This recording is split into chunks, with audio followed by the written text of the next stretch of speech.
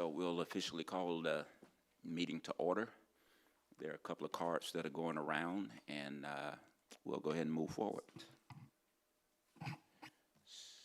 So, everybody get a chance to look at the agenda? Okay. And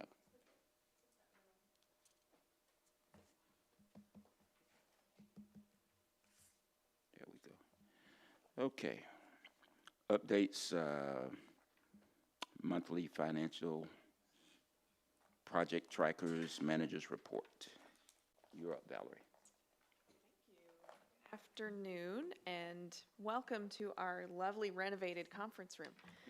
I'm just kidding. So we are still at Lakeland Electric Conference Room, and we appreciate the opportunity to have everyone come in. I know it's summer, and many of us are excited to have summer break with our kids, so I do want to just share that Commissioner McLeod will not be able to join us this afternoon, and also TJ Zimmerman is out on vacation this week, so we have those two absences.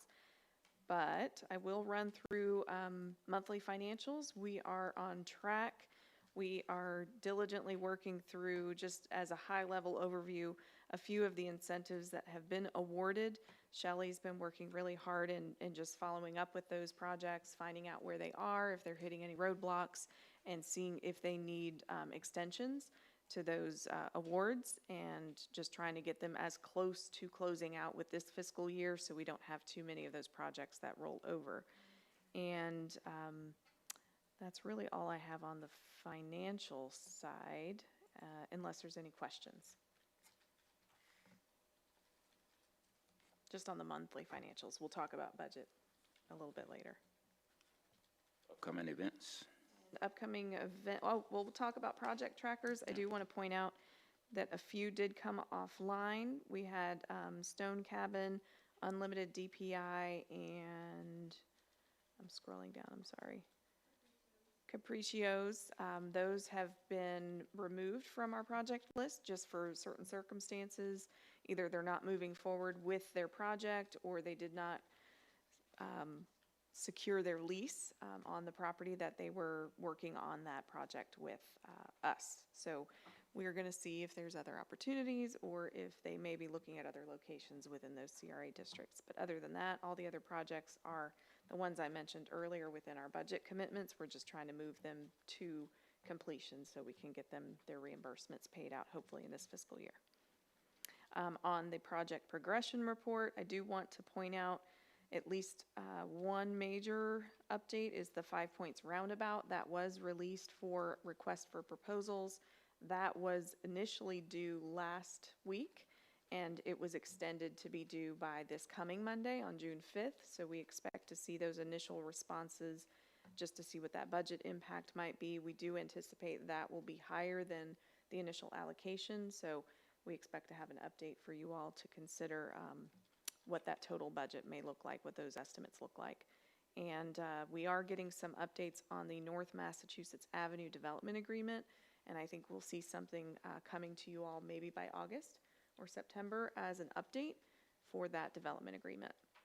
Everything else is moving forward. Oak Street is still under site plan review, and we're getting some updates on just the process for those utilities and infrastructure comments within the city. So we can move on to manager's report. I won't go too much into detail unless you have questions. I did want the team to talk about their projects, but before I keep moving along, I apologize for not introducing our newest team member. Jonathan Rodriguez has finally joined us. So welcome, Jonathan. And if you want to give everyone a quick intro and introduce your guest. Yeah, absolutely. Good afternoon, board members.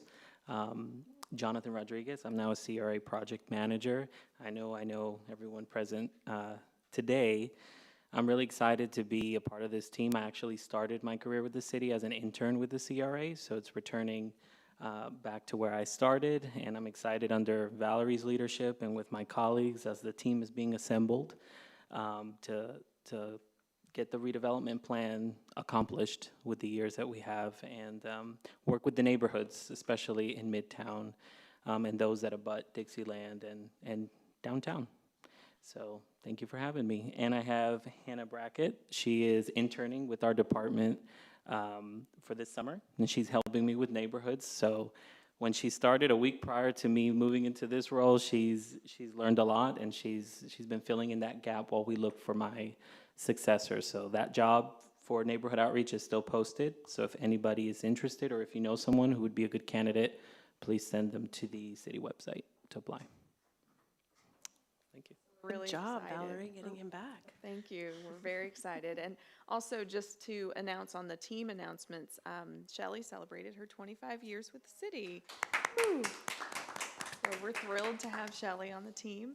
Sandra's been doing a lot of great work. I'm going to let Sandra talk about that in a minute. But we also have our last vacancy being filled Monday. Karen Thompson is joining us.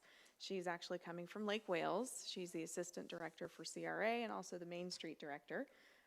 If anyone knows Winter Haven, she also runs the nonprofit for Chain Life. So she'll be joining us as a project manager on Monday, and the team will be complete. So we're excited to have everyone here. So before we get too far into the manager's report, I hope everyone saw that Harry Bryant was not able to continue serving with the advisory board. He's had some health concerns. Terry just told me that he's still in the hospital. So we have a card circulating around just for everyone to sign and just wish him well, hope that he has a speedy recovery. I will be trying to arrange for something to get delivered to him at the hospital and then to make sure that the card gets to him. And also we have another card going around just sharing gratitude to Officer Vaughn. He was awarded a commendation. Sorry, Sandra. I know Sandra was just reading the details to me. He was acknowledged for his service in the line of duty for working with a family that he found, and the parents were not taking care of some children. They were in the car, and I'm not sure if they were living in the car or what the circumstances may be. The children had been malnourished. They had some sores on them, and he was able to get them into the right hands so that they could get some care, and then he was able to work with the parents and get them the care they needed. So we wanted to make sure we acknowledged that work because that's what our officers do. They are the first ones to see and observe these kinds of unfortunate incidents that happen within the community. So we have a card going around just thanking him for his diligence and working with the community. So without much further ado, I do want to ask Shelley if she just wants to give a brief update on projects that she's working on that are kind of summarized within the manager's report. Yeah. So I've been working on the Midtown mural project, and we're just waiting for the artist to get started.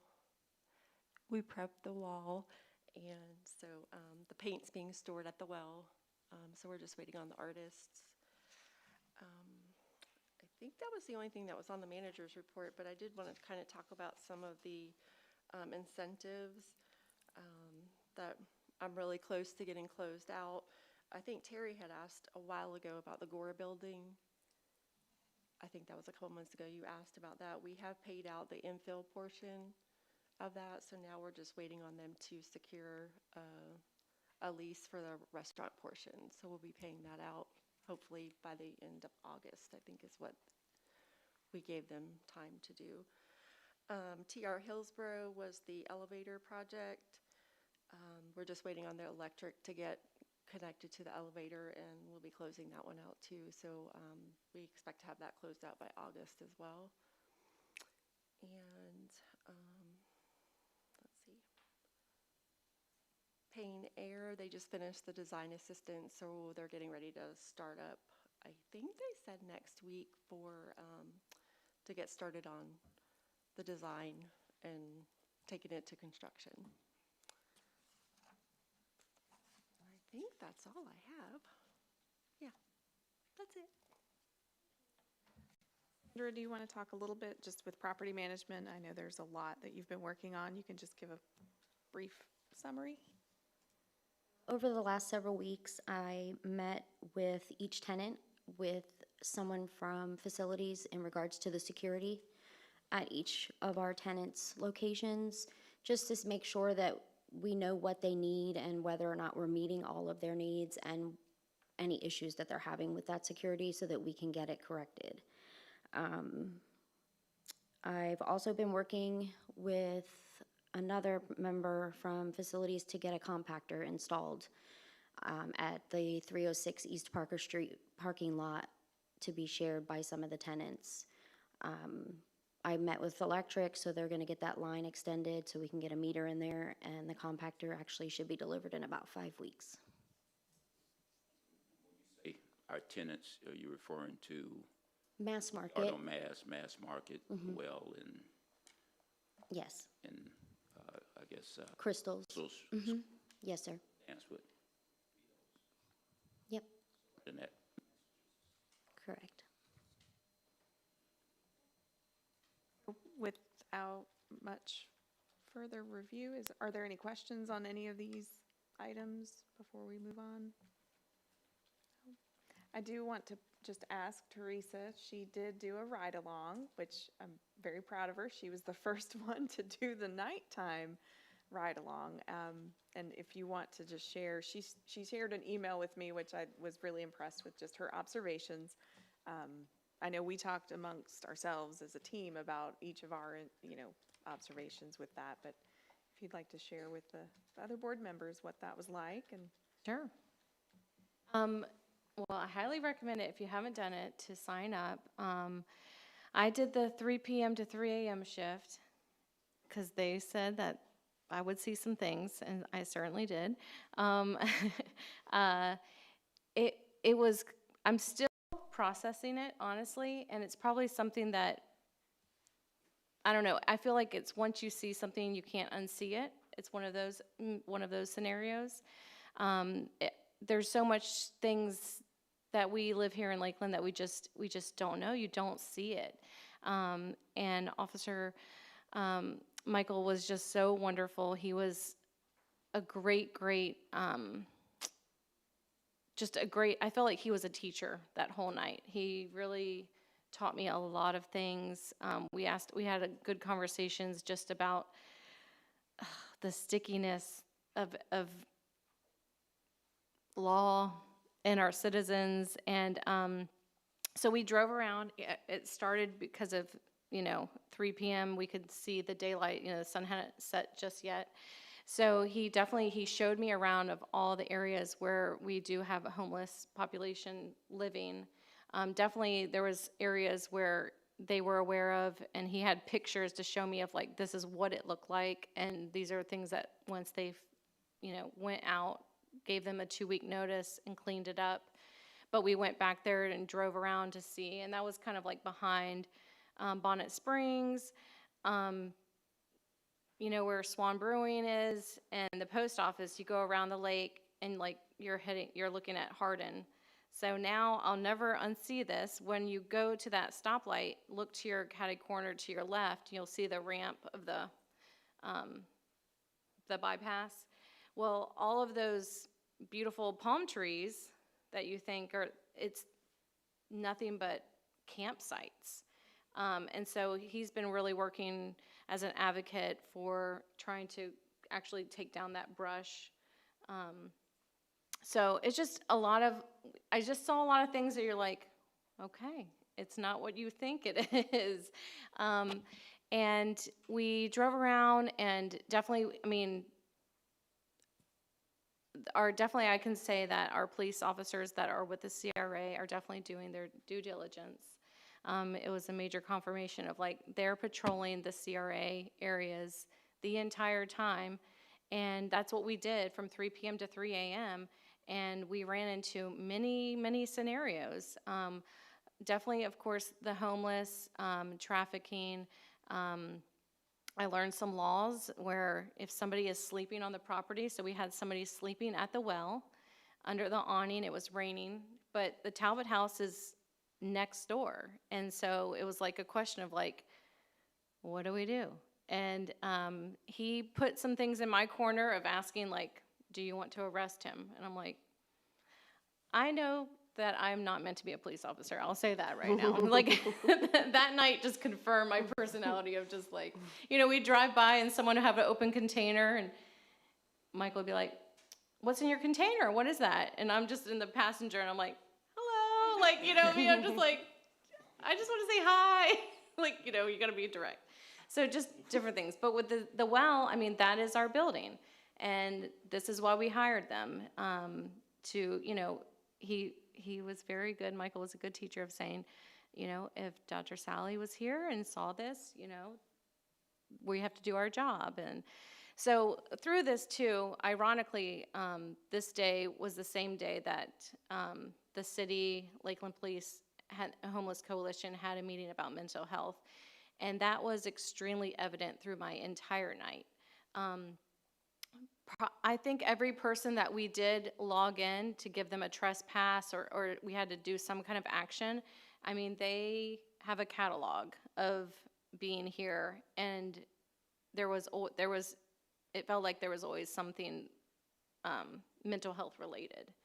So I shared with Valerie that I kind of left with more questions than answers, left with what you see you can't unsee, but definitely a huge, huge appreciation of, I do know that the officers are working on the CRA and on behalf of the CRA. And Michael was just phenomenal. I mean, he showed me every single CRA spot, every neighborhood in the Midtown. And I mean, he's driving and patrolling and getting to know, people are getting to know him and the whereabouts and stuff. So, yeah.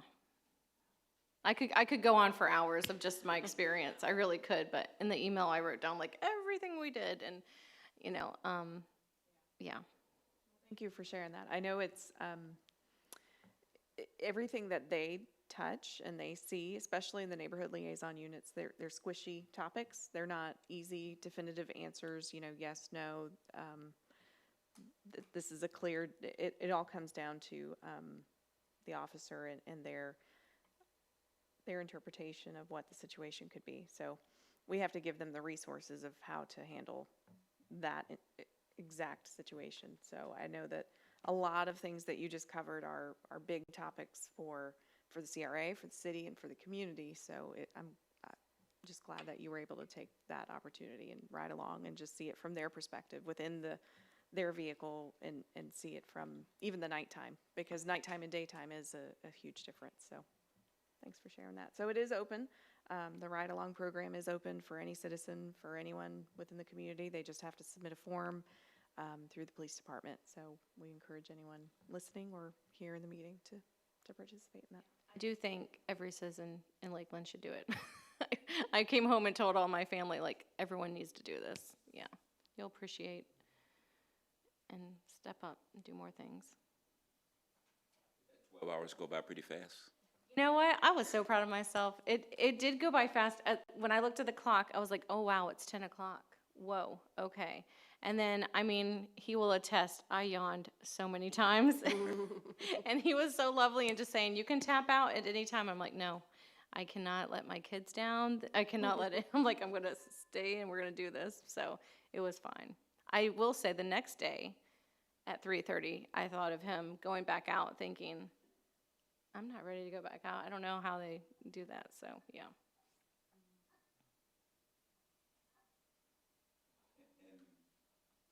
Just to add to that, I think the week after they had the shooting on North Hour, that Saturday,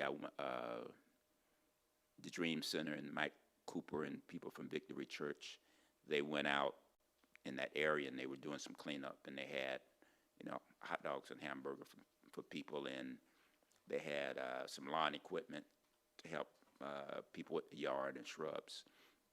And we were picking up trash, and it was one area almost on the corner of North Hour and Parker on the west side, and it was, from the street, it just looks like a kind of open lot.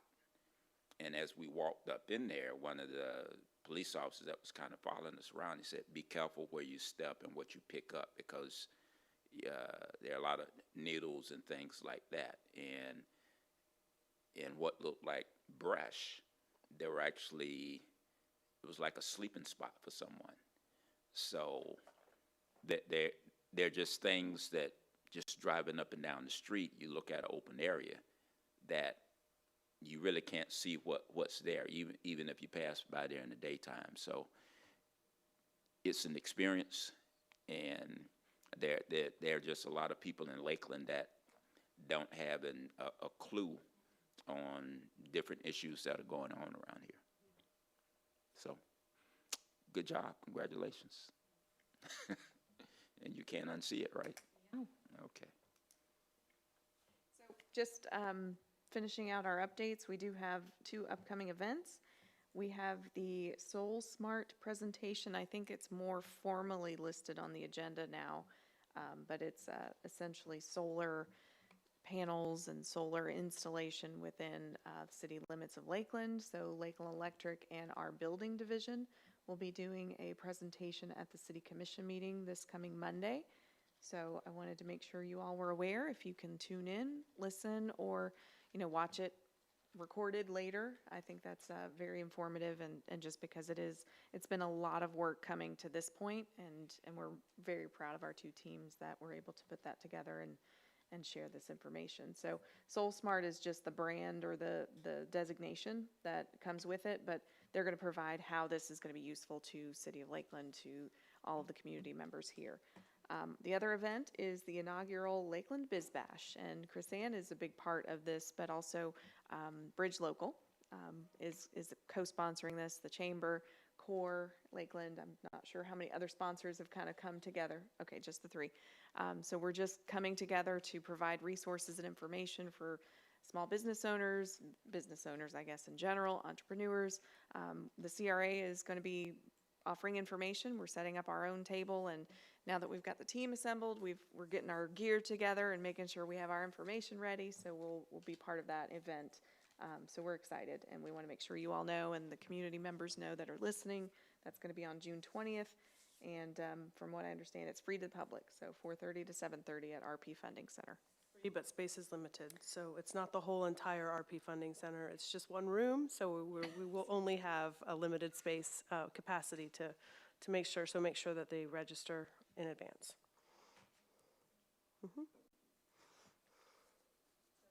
I have, I don't have dates yet, but we are working on dates for the next public workshop for Downtown West.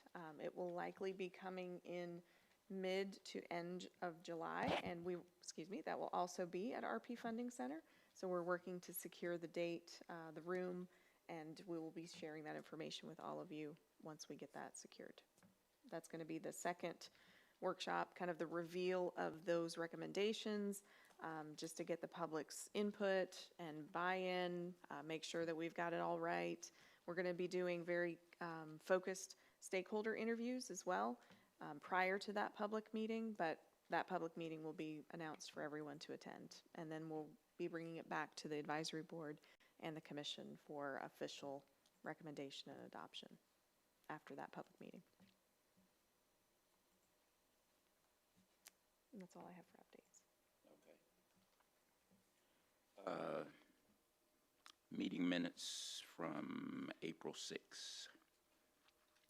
Questions, comments? If none, I'll entertain a motion to approve. Motion to approve the minutes? Second that. All in favor? Opposed? Ayes have it. Budget. Back at it. So what I wanted to do was just do a 2-pronged approach. Our budget is sometimes just looked at as numbers and a big bucket of money, but there's a purpose behind it. There's a plan behind it. And what I wanted to do was just kind of list some priorities for us as our team and as our advisory board can get some focus going into the next fiscal year. So I've put together a list of priorities that are totally open for suggestions, comments, and revisions. And that's what I've put first, so you can review those. Some are for all 3 districts, and some are for specifically each district. And then behind that is just a summary of what the budget will look like. Our budget, we don't go into, the city has a line item entry and a capital improvement plan entry. We put our entire budget in through the capital improvement plan because we have to budget it out for so many years in advance. So I'm showing only in the budget documents that start on page 16 or so, that we've got FY '23, what's been adopted, what we expect to spend, and then what we're putting in as a proposed FY '24 budget. But I really wanted us to talk more about the priorities. So if you've had an opportunity to review those, I'll just hit the highlights. For each district or for all the districts, I really want to work on as a team how we review incentives, how we award incentives, and how we market and strategically make the community aware of our incentives. I think that's something that we've observed just from the previous awards, the ones that have come to us with a lot of questions. There's been gaps of information, and so we really need to streamline a lot of how we do that and just do a better job of making the community aware of what we have to offer. I think that the second point there is data analytics and mapping. We can't make good decisions without the data to support it. So just using multiple data sources, I think we have a great tool with ArcGIS and Esri. We've just gotten access to CoStar, which gives us a lot of real estate data. And I think that we need some really good budget mapping and trends analysis so we can understand how we're spending our funds and how we can continue to project or forecast. Then going into Dixieland, and you'll see through each of these districts, we've got the redevelopment plan update. That just has to be done. It's best practices to do a redevelopment plan update at least every 10 years. And really it's optimal to do it every 5 years, and we haven't done one. So we're budgeting for it. We're really eager to get them all done. We know we probably can't do all three at the same time, but we are going to try to stagger. So Midtown's the largest. I think we put that out first. We get a consultant on board. We get a game plan for how we tackle that plan update. We get them started, and then we stagger the next one, which would, I think, be Dixieland because it's the second. They're both the oldest. It's small, it's attainable. We can tackle that data analysis gathering stage at the same time, and then we move into downtown. And we'll probably have to stage those in maybe a multi-year planning process, but they each need to be updated.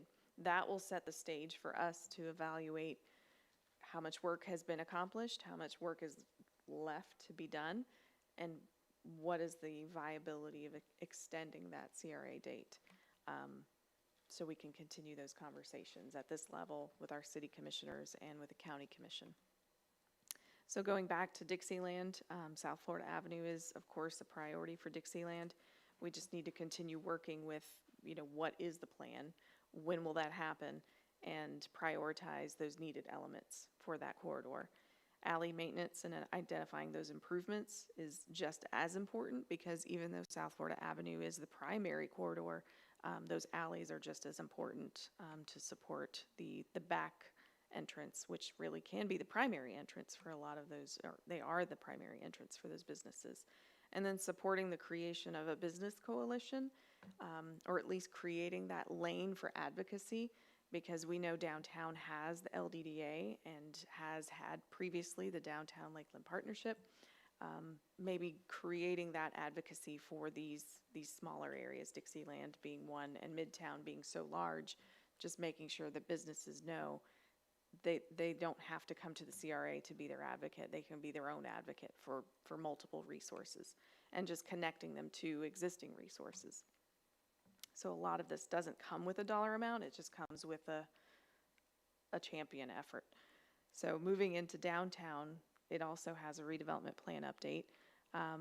It lists monitoring downtown developments, and this really goes into the existing TIF agreements we have, understanding that they have a significant budget impact, and making sure that we're balancing TIF rebates with real incentives, and if they are infrastructure incentives or if they're a combination of both, just knowing that the amount of development that can continue to happen or new development that can happen in downtown, that we're monitoring how that impacts our budget, because downtown's budget is getting slim based on what we've awarded.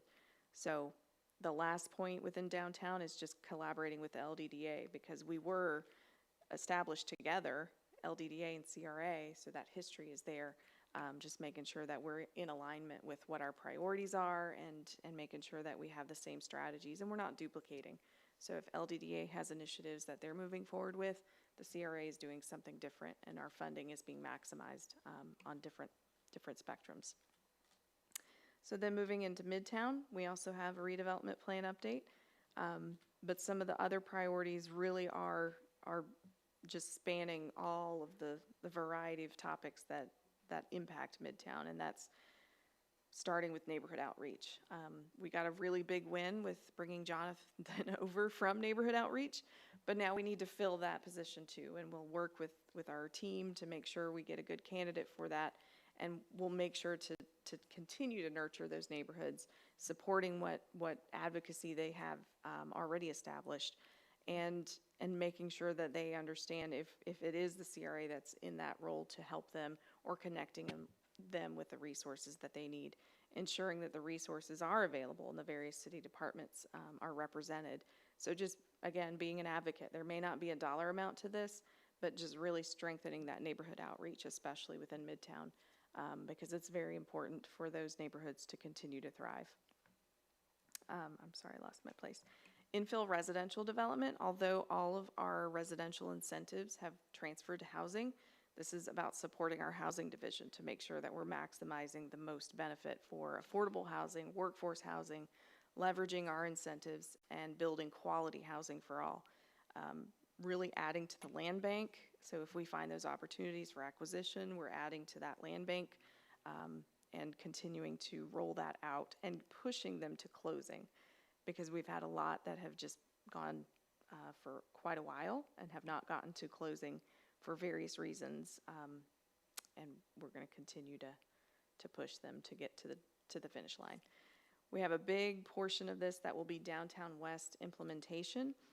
I know there's a lot of confusion on why it's called Downtown West, but primarily it's in Midtown. That is a branding snafu, and I can say that there's a lot of it is Midtown. So, but it's geographically identified as Downtown West. We went to historic Lakeland, and they mentioned that the well was in downtown. Some people just don't know, and so it's part of our duty to inform and educate and do our best. But if they don't know, it's not their fault. So just because we have geographic boundaries that identify our CRA districts and people mistakenly think one area is downtown or midtown, it's just something we have to overcome. But Downtown West is a large portion of Midtown, so those projects and those recommendations will be a big priority for Midtown. We also have East Main, and a lot of the opportunity within East Main District is coming soon. So that will be a priority for the team, just focusing on those right-of-way improvements, ensuring that we can get them to construction documents, and understanding what that impact is going into the rest of East Main District.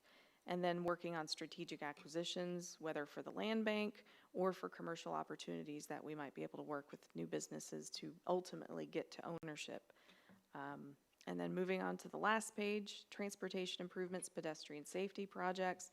We have a lot of sidewalk needs, a lot of trail needs, and we understand that Public Works is stretched thin with their funds to just maintain the roads, the amount of roads we have within the community. So we do what we can to help put those funds where they need to be. The roundabout is a major improvement that needs to get done. Providence Road is a major improvement, but we have a lot of sidewalk needs.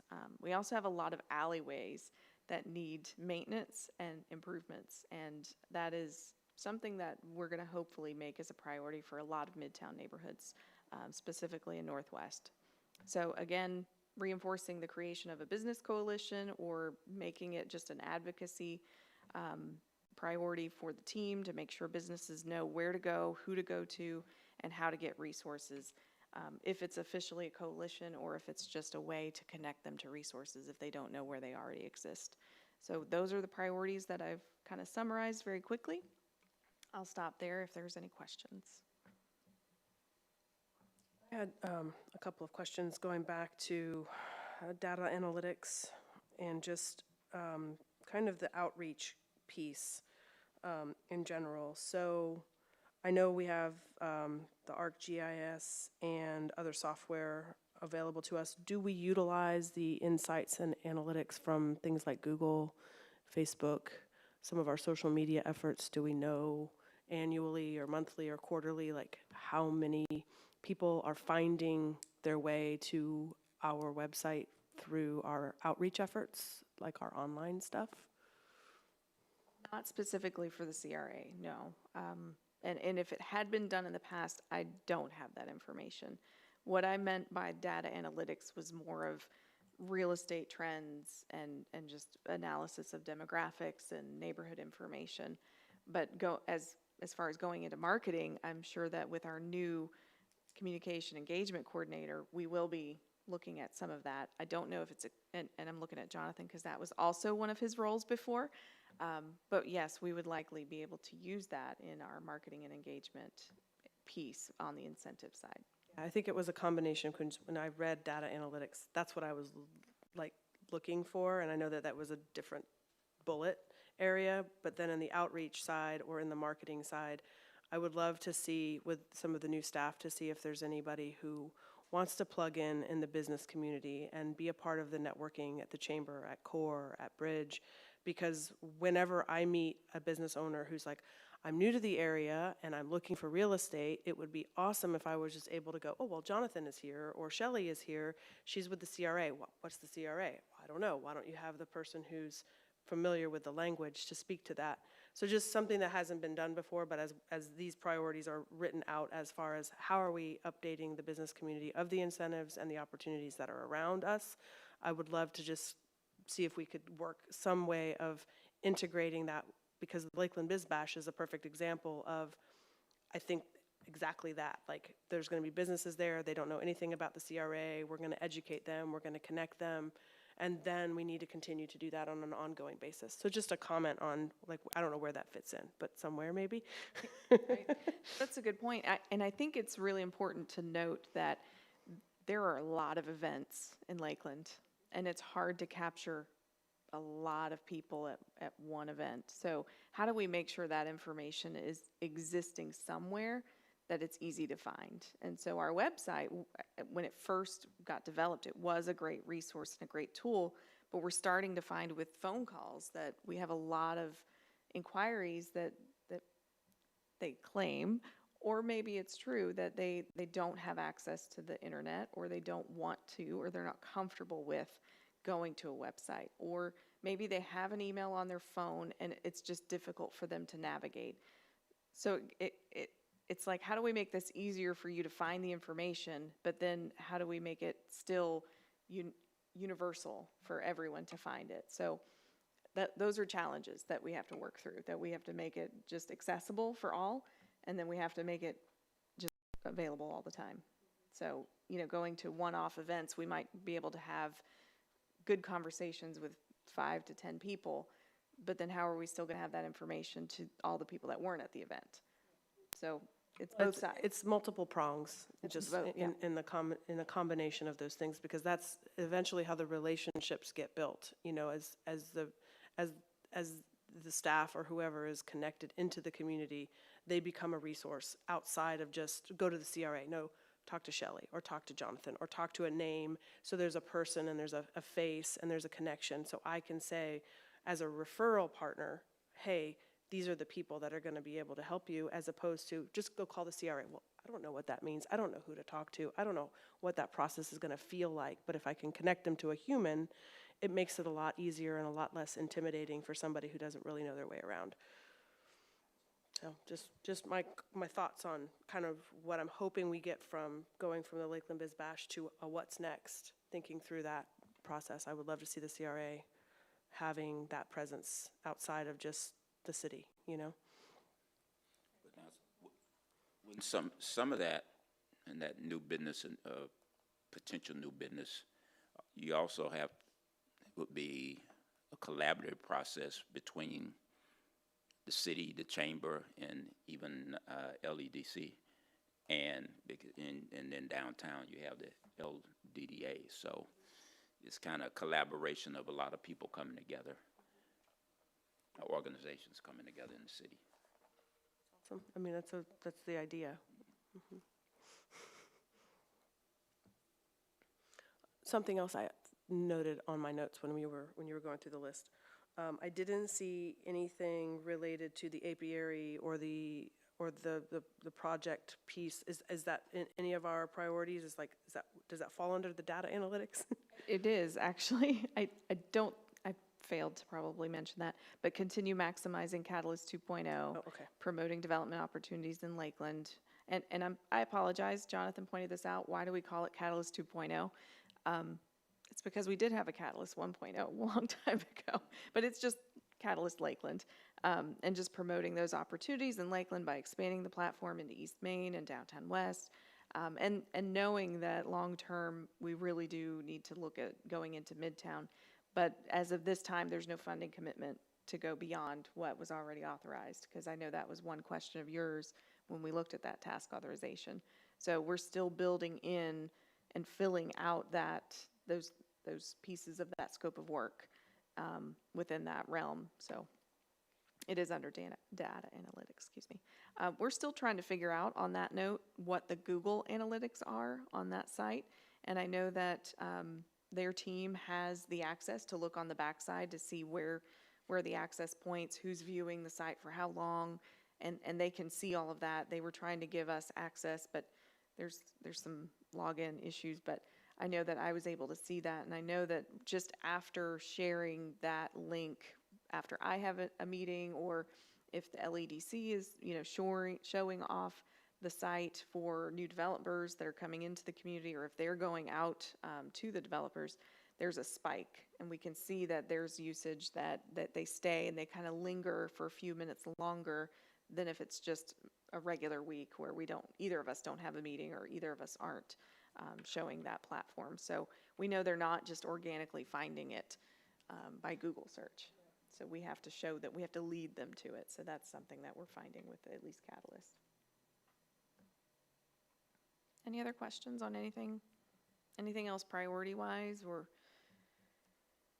any of the districts? Maybe something that I haven't touched on that might be a priority that you think we should be focusing on? We still in the budget area? We move down the comments, or? Well, we're in priorities. I can hit the budget now if you're ready to move on. I just want to call everyone's attention to, and I'm sorry, I'll get closer to this. I do want to call everyone's attention to each of the proposed budgets. Everything that you see under expenses is, if it has 3 columns, that means it's been funded before, and we're just adding new funds within FY24. But on the bottom of that page, if it says new projects, that means it's brand new. So we're adding in funding this year, this new fiscal year 24, to initiate that project. So I have a question, I guess, for Midtown. The lots that are existing, there's about 5 lots behind the mosque. Orangewood. Yes. Can you remind us, or remind me, of how we acquired those lots and how long we've had them, and what is the hope for that? Those specific lots, I don't have the details, but I know that the majority of our vacant lots within Midtown, if they're not commercial, like mass market area or the assemblage that we have ready to be going out for RFP, they were either acquired through a tax deed sale, or they were a direct purchase, or they were, I don't think there's anything outside of those 2 scenarios. If there was an escheatment, that's where the county gets a piece of property through a tax deed, essentially a foreclosure, and then they give it to the city. If the city doesn't want it, they can give it to the CRA. That's very rare because the city will just hold it. And then those are 90% of those vacant lots are going into the land bank. If it's not going in the land bank, there's an issue with the lot. It's either irregular, it's not large enough to be built on, it's got a utility easement on it, there's something that will prevent it from being built on. Those are still in the process of being reviewed, because if we can't build on it, no one else can build on it. what's ultimately the use of that land. So the ones in Orangewood, all of those are available in the land bank. Okay. So we could get, like, the housing association to hopefully build, maybe if it meets those requirements, and, yeah. And I okay. know that there was, I can't remember the number, there was a few that were in the first round and a few that were in the second round. The ones that were in the first round in that same neighborhood, they have a closing that's pending. So that builder is just waiting to work on, the contract is literally in the attorney's office. I think they had a few tweaks to work on. They put down a deposit, so they're just ready to work through the legal document to sign on closing. Once they close, the land bank requires that they get a building permit within so many days, and then they have to build that home within so many days, and then they have to sell to an affordable home buyer within so many days. So there's stipulations within those documents. That's why it's really important for a builder, when they're ready to buy something within the land bank, that they're committed to doing what they say they're gonna do, because they have requirements to do all of those things. And that deposit they put down, it's not a lot, but it's cash that they have to put down for a lot to basically build an affordable home. And you could get an individual, just a citizen that could be interested in one of those properties. But the stipulation is they have to have a contractor developer. Basically, they have to have when they come to the city, they basically have to have a shovel-ready plan to purchase that.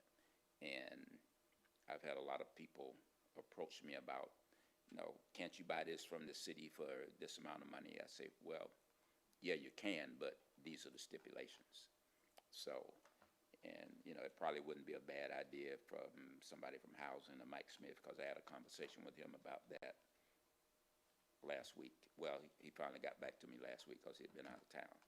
But how all that worked in phase 1 and phase 2 and those kind of things,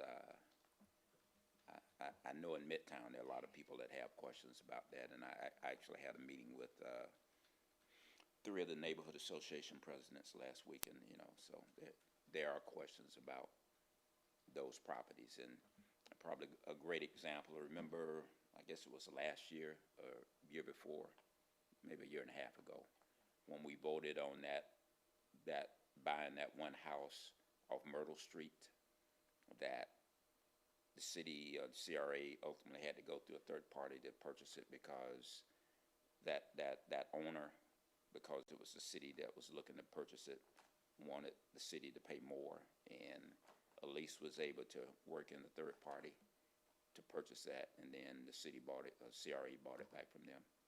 But that was done, I guess, with a big picture of developing that whole area between Parker and Myrtle and up to George Jenkins. So it's complicated. Yeah. I'm going back to my ride along, riding around for 12 hours around our CRA area, it's good just to see like every stamp of like, this is a CRA land, this is a CRA. And kudos, I'm sure, the signs. I think, Shelley, you helped make sure that those signs, I feel like that's really helpful for everybody to know, like, well, this is CRA property, this is Lakeland property, and, so we had an interaction with a neighbor that was not happy because, their car was parked there, and they came out and said, I parked my car there for 10 years, what's the problem? But, so I was like, well, how do we, how do we get this property to do something? So, okay, thank you. I'd just like to note that, again, going back to the budget forms, these are still being reviewed. So I submitted these to finance, and with the red pen, they may go through and say, wait a minute, you didn't do this right, which is possible. I did my best. But I do just want to say that the projects themselves, they're real. The funding allocation that has been put in here is real. So just in downtown Dixieland, the only new project is the redevelopment plan update. Downtown, we have the redevelopment plan update. The business technical assistance funding, that's the BBIC Prospera. So that, you'll see those in downtown and midtown. We have downtown infrastructure and Oak Street development. We've got a funding allocation for that when it gets off the ground and running. And then we have half of the allocation for the site and infrastructure agreement for Peachtree Flats. Those are all new projects for next fiscal year downtown. And then if we go into midtown. Before we go to Midtown, Sure. can you help me understand the downtown infrastructure? What would be the new projects there? That is a new allocation of funding to assist with downtown infrastructure. So that would be outside of downtown streetscaping, that would be utilities under the streetscape. So if we, and for example, we had 140,000 in downtown streetscape this year, and that is all focused on Pine Street and the tree wells and just repairing the streetscaping.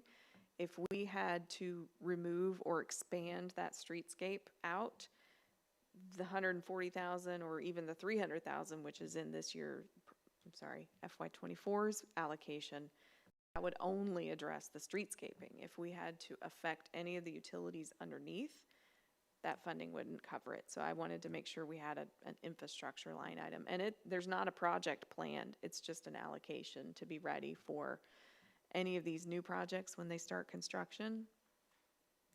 It's a what if. What can we do to assist to make sure that we're accommodating for streetscape and infrastructure? You're welcome.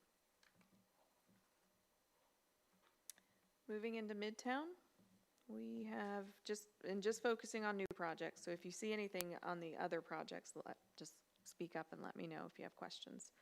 We have the redevelopment plan update. You'll see that allocation is higher than the other two districts just because we have such a large Midtown district.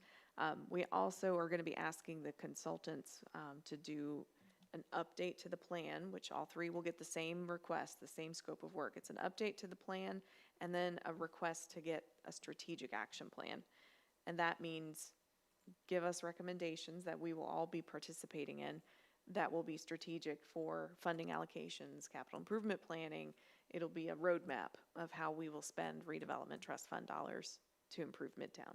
So that's why that funding is a little higher, because we know the consultant will be preparing and requiring a little more work to do that.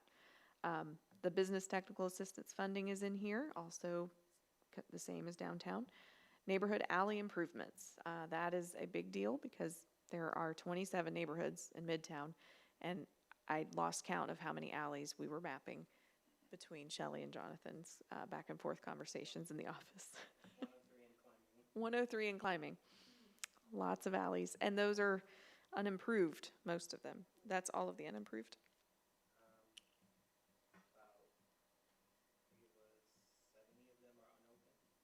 70 unopened alleys, which tend to accumulate overgrowth, junk and debris. Code enforcement gets called out and they can't cite anyone because it's technically a right-of-way.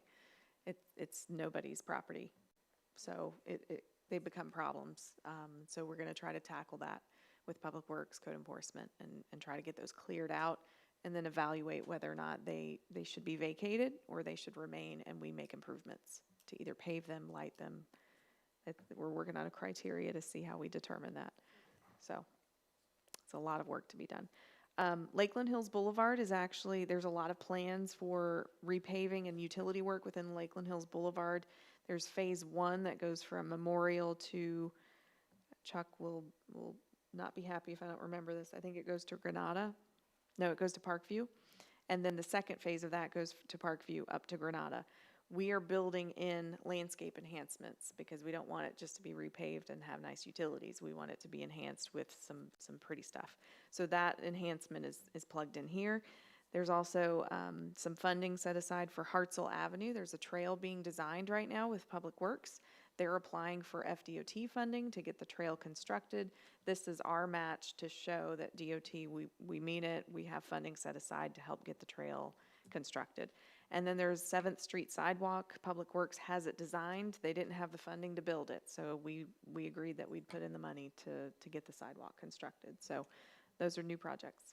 What's the length of that sidewalk? 7th Street goes from say Florida Avenue up to Lincoln? Is it the complete? It's not the complete. I believe it's a partial, and I'd have to get the cross-section. I forgot the cross street. It's a partial, and it goes west to Lincoln. So I'll have to get the plans from Public Works. I noticed under special projects, and it's probably because it's split, but under both downtown and midtown, the 5-point roundabout falls under both. And that's because it's kind of split between both. So just the same as downtown west, how that's confusing, how most of it's midtown and a little bit of it is downtown. The 5 Points roundabout is split the same way. It's on that border between the two.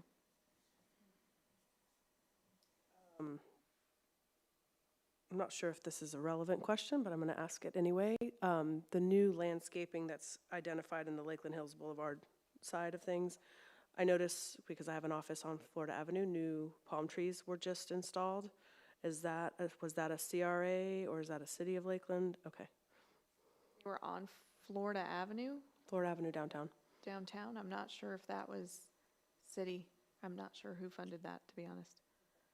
I was just curious because I don't know who to call to tell them that the leaves, the palms are dying and their trees, their cars are running through these palm fronds as they're falling off the trees because it's like old growth that is probably dying as the tree was just planted. So County or DOT have anything to do with it? It's technically DOT's right of way, but as far as who's maintaining it, I'll find out and we'll make sure to let them know. thank you.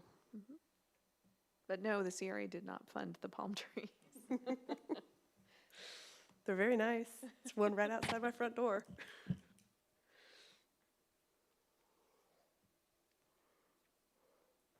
Any other questions on the proposed budget or priorities for FY24?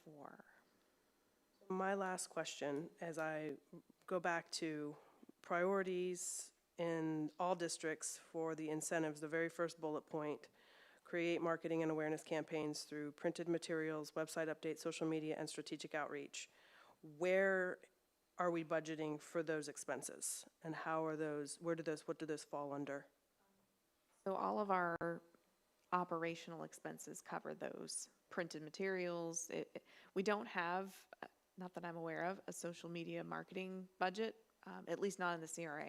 We may have it under the department, so Community Economic Development, if they have any funding for pushing out events or anything like that, we would then contribute if we were going to do that. But everything else is under our operating. So if you can see the operating expenses, that covers payroll, salaries, benefits, printing, office supplies, all of that. All the things are bundled in there. Yeah. Do we ever, will we ever have maybe a conversation around that marketing strategy, like how CRA specifically is under the Community Development Department allocating dollars to make sure that the CRA is being, so a lot of times what happens is the city has the budget and then the department has the budget, but how do we make sure that we're earmarking the dollars to market the CRA specifically?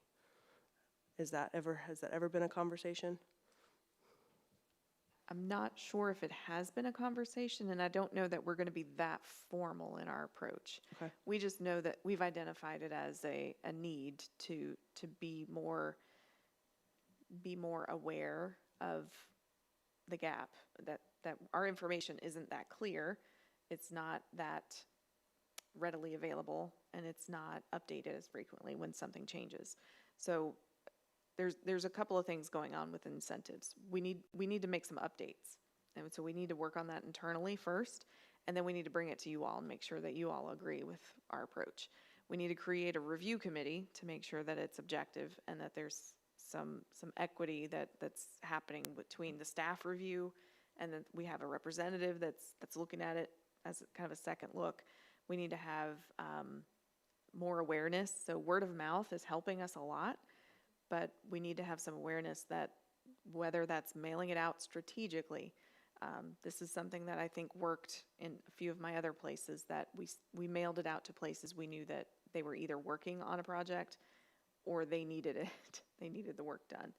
Because if we were just to broadly advertise what we do, people come to us and look for real estate. They think we're the real estate office and we have real estate to give away, and we don't. They think that we have funds just to give away, and we don't. There's requirements, there's matching, and so if we just broadly say that we have funds to give away, then our office will be inundated with too many inquiries. So we have to be really strategic in that. I know the department has community engagement for everyone in our department. That's building, that's permitting, that's planning, that's neighborhoods, that's us, that's code enforcement, housing, and that's one person. So we would have to kind of fit ourselves in with how can you help us with the social media campaigns and with some of the other campaigns. But that person also works with the city's communications department. So if we needed to do a broad campaign, we would lean on them to say, guide us in how we need to structure this, because this is our goal. This is what we want. I don't think we're there yet, because I think we've got to build all of those things in place, so then we can advertise ourselves. Yeah, I just want to make sure that we're kind of planning on how we're going to measure, what gets measured gets done, kind of thing. So if we know how we're going to measure this first point in the way that we're going to do it, then strategically approaching that with a plan. Throwing some social media posts out there, throwing some conversations around, okay, and then calling it a day saying, oh, we did this thing is not necessarily the best approach. So just wanting to see if we could get a little bit more specific maybe this year to help with that.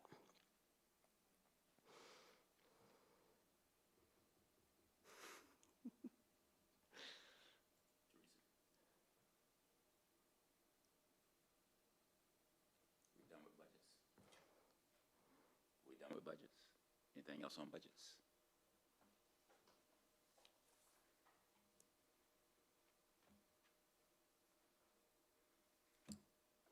See, do we have anything from community? I see we have a guest that just came in.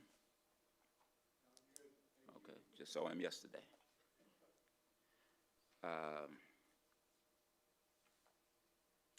Just comment from me, and your last statement and Valerie's answer was good as far as awareness, because there's a separation between the city's community economic development and then community redevelopment. And as I said earlier, I had a meeting with some neighborhood association presidents, and there's a thought from time to time that why is the CRA giving money here, giving there, when they see major projects coming up? And well, those aren't city projects; those are private projects, a private developer. Well, did the city give them this? Well, no. And then you try to explain the difference between incentives and a developer just basically coming in and doing. Now, they may have to ask the city for zoning or things like that, but they're really doing things on their own. For instance, a great example is Bonnet Springs. And who built Bonnet Springs? Where did the money come from? And for the most part, Bonnet Springs is a totally private.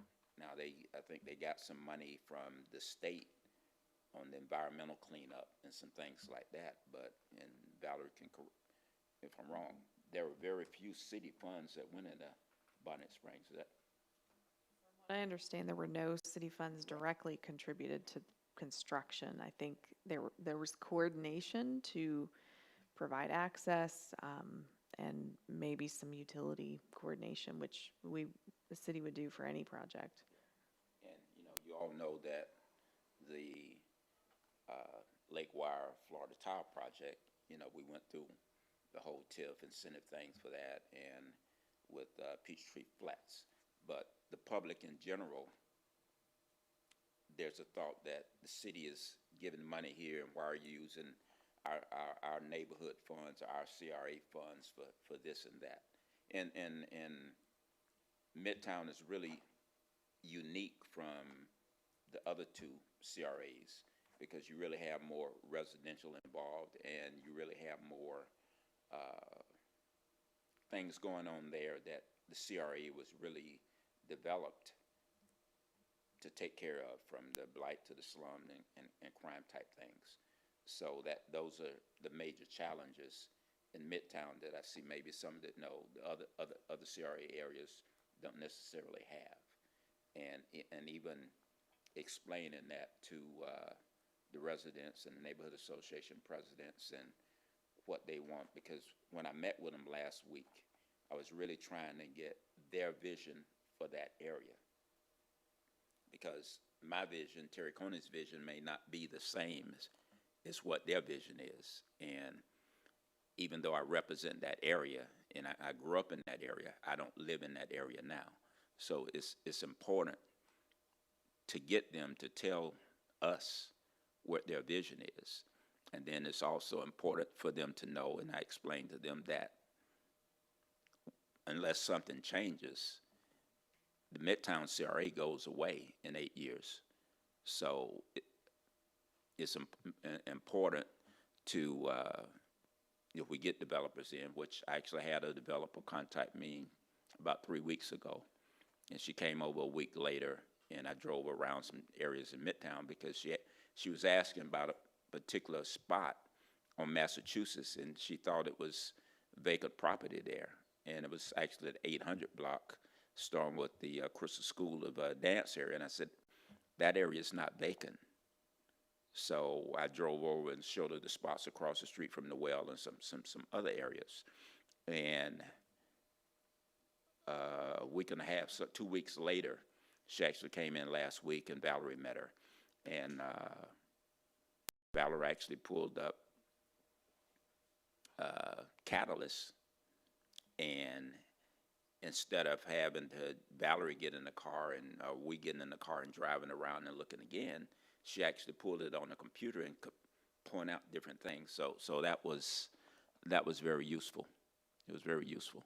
So that relationship, a possible relationship, is still in its infancy stage.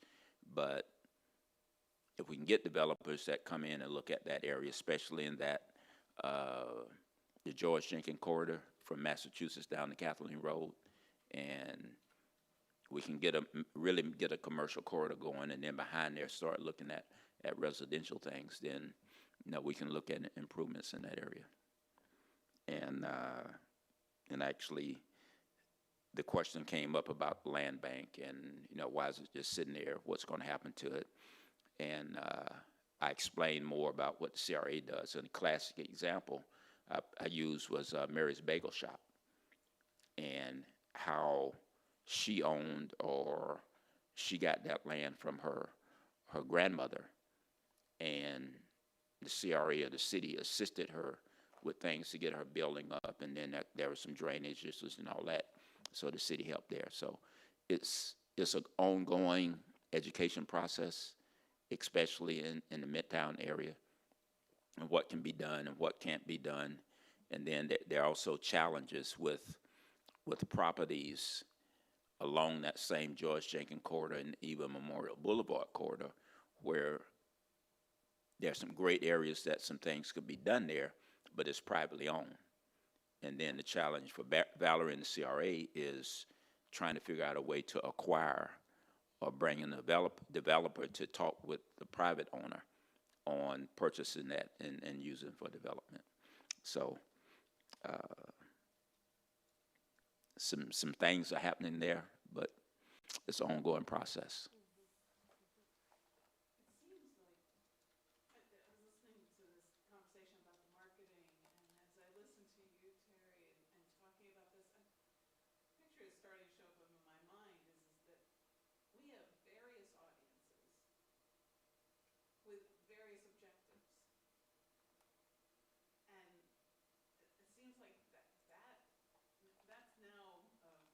Big question in my head is, who do we need to get to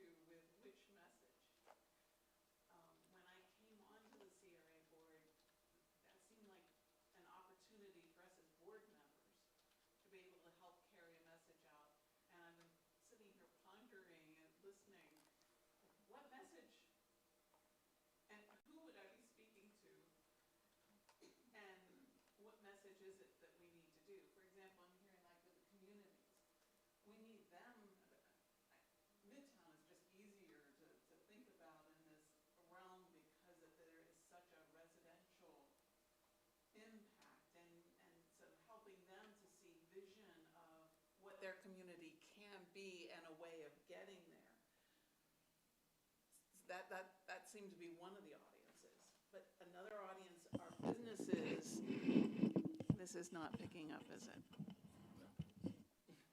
Thank you. Oh, how about that?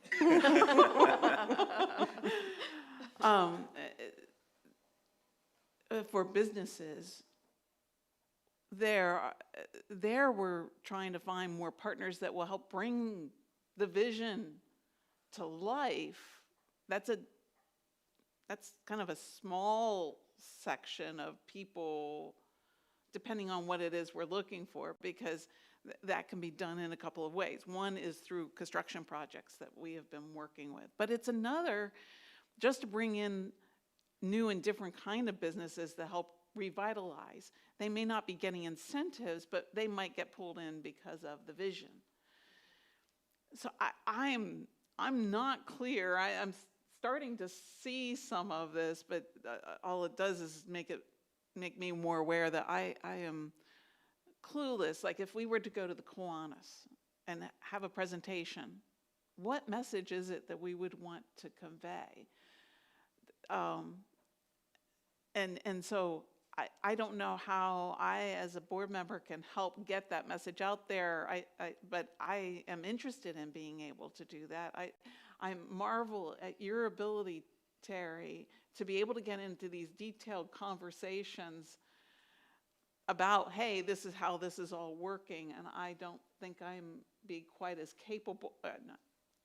I know I am not as capable of being able to do that, even if it's just the neighborhood that I know better, and that's downtown, and how to share that all. So I just put that out there so that if I can get some help along the way in understanding which people that we're trying to market to, and how I can help as a board member in doing that.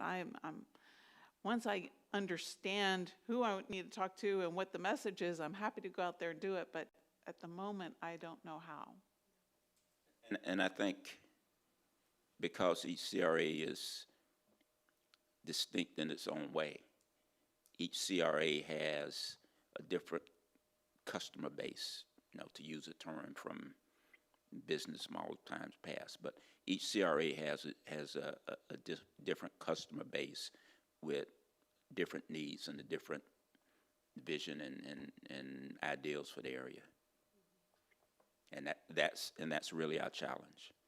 How do we approach those different customers and to first figure out what their vision is, and then kind of satisfy and educate them on that vision of their needs. Something I wrote down earlier, and it ties all of this together, at least in my mind. Hopefully I can articulate it to make sense to you guys. The projects that we get as the CRA are the ones that have departments who know what CRAs do and how to access those incentives and how to get to where they need to be. So I use this example from when you shared probably a year ago maybe, that you declined the opportunity for TIF because you didn't really quite grasp or understand all of the implications of what that could, or you kind of felt like it was a handout, it sounded like to me, like at that time. You're like, oh, I don't need that. I've got my financing, I got my funding, I know how all these things are gonna go. And you passed it up, not realizing what you were passing up. And I think that there's an educational component that the smaller businesses and the opportunities to develop these areas are going to be incumbent upon us to help understand the nuances between and this is not an insult, but just we're uneducated about the opportunities that exist, and we need to be educated. And so the ones that are going to come and get the opportunities are the ones that are educated, and they know where to go, they know how to do it. They actually have a dedicated human being who does that job religiously. They call this is my project, these are my plans, this is what I'm going to do. They move on down the line, and here we are deciding whether we're going to give them this TIF or that TIF. But I think that what's missing in the marketing and the messaging is that there's a whole area of our community that doesn't even know that these opportunities exist, and it's confusing. So it's hard for us to figure out how to laser target and not spend money on all of the things along the way. Does that make sense? So for me, it's just like there are people who know what to look for, and then there are those that don't. And I think the people who know what to look for are going to find it. The people who don't know what to look for is the market that I think we probably want to spend some time trying to identify and figure out how to message. And another word, a term I'd use would be value, which the developer over in the Florida Tile area and the developers along North Lake Wire, and even eventually once Meriton got there in Oak Street, those developers saw value there.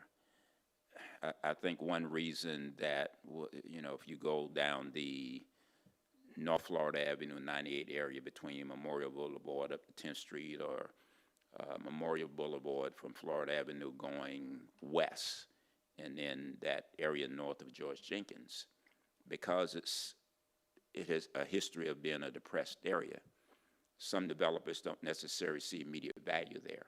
So then it's Valerie's job and probably my job to show get them to understand that there is value there.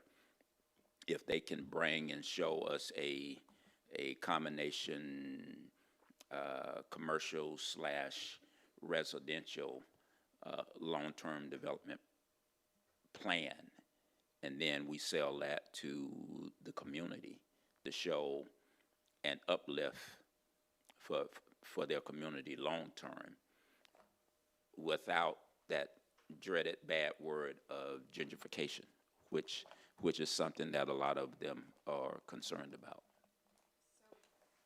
I think we're really trying to answer too many questions with this, because the redevelopment plans are so old. They're trying to fix too many problems. We're trying to be everything to everyone. The CRA is trying to be its own mini city. So we need to really be strategic, and we need to be focused.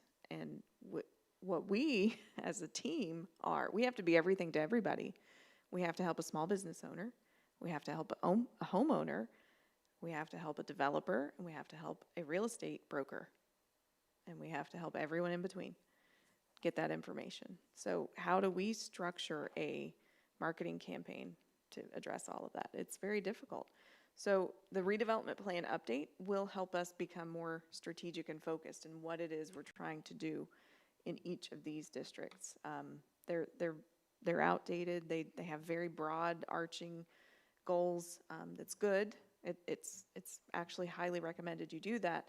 So we need to refresh the redevelopment plans, and we need the strategic action plan to then say, these are the strategies to then accomplish what's in your plan. I think that's going to help us with a lot of things. So the marketing is just a short-term goal to help get the word out with the incentives we have available.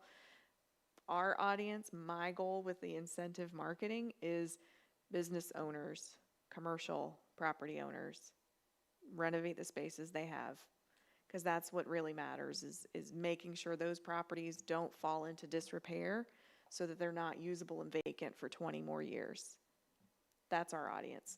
So we're not trying to market to everyone that we know. We have to be accountable and responsible to answering questions and attracting them to our community. We can't market to all of them, because that's a really difficult campaign to put my head around. But just for this purpose, for what this topic was, is just to make sure our incentives are clear. We've got a clear set of guidelines. We have a fair and equitable system in reviewing those incentive applications, and we make sure that information is consistent. And we know that everyone that's in that criteria, commercial, business, property owner, or tenant, they know how to get to that access of those grant funds and what the process is to do it. So that's all I'm focusing in on. But if we start tackling all of the other audiences, it's a different campaign for each. It's really a different approach, and it's a different campaign. So the redevelopment plan update will help us really see where are those gaps that we've not been able to really accomplish within the redevelopment plan goals of each area. And then we can focus on strategies after that. Because it's only 1, 2, 3, 4.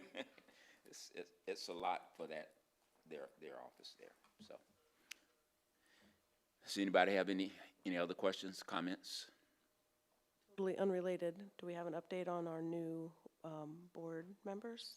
Is that, I know you've been busy with all the other things, so if you could just say, yeah, we're working on it. We're working That's all I on it. wanted to know. So I have had just a handful of interviews and discussions with prospective board members. And as eager as I've been to want to just say, yes, I recommend this candidate, I'm trying to avoid conflicts.